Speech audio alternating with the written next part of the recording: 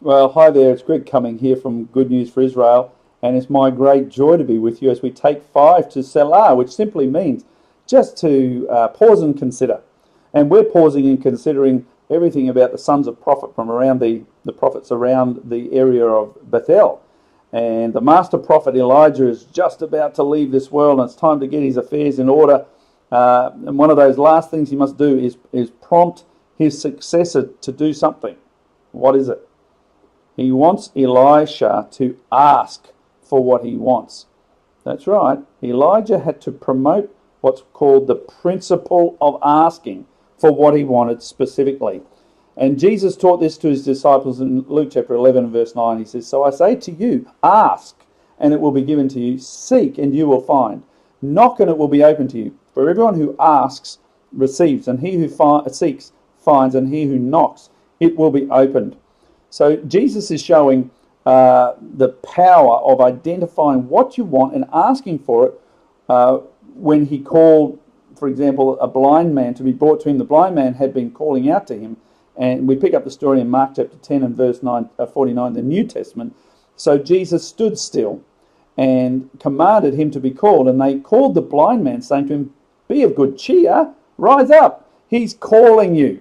And so throwing aside his garment, he rose up and came to Jesus. And Jesus answered and said to him a very strange thing. You look at it and he says, "What do you want me to do for you?" Well, that's bizarre, so strange, because clearly the man is blind, but Jesus knew, like Elijah did, the principle of asking. So the blind man said to him, "Rabboni, that I may receive my sight." And Jesus said to him, "Go on your way, your faith has made you well." And immediately he received his sight and followed Jesus on the road. So for Elijah, the principle of asking was already a principle that he knew must be combined with the principle of identifying what things a person has on hand, with another principle, the principle of activating a person's faith by getting them to do something. So there's 3 principles here. 3, principle of asking, 1. 2, the principle of identifying what a person has on hand, and 3, the principle of activating a person's faith by getting them to do something. I hope you heard all those 3 there. There's some keys there. So when Elijah went down to the widow of Zarephath, who was gathering sticks to prepare her last meal, Elijah turns up. 1 Kings chapter 17, you know the story well. Verse 10, he arose and went to Zarephath, and when he came to the city of the gate, indeed there was a widow gathering sticks, and he called to her and said, "Please bring me a little water that I may drink."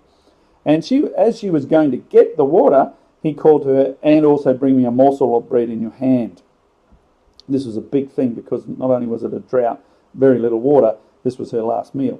But Elijah knew all of that.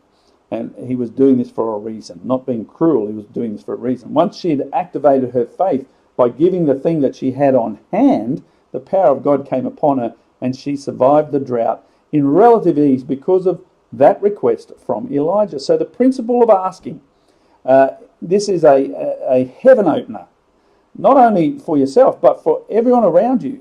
But you must make the request, because it's a principle of the kingdom. And Elijah knew that Elisha had to be prompted to ask. So in 2 Kings chapter 2 and verse 9, it says, "And so it was, when they'd crossed over, that Elijah said to Elisha, 'Ask, what may I do for you before I'm taken away from you?'" Elijah actually commanded Elisha, "Ask!" Exclamation mark. There was an activating command to jolt Elisha into the state of faith. The power of the Lord, not pleading, not crying, but asking by faith. In Exodus chapter 14, verse 15, the Lord said to Moses, the great Moses, "Why do you cry to me?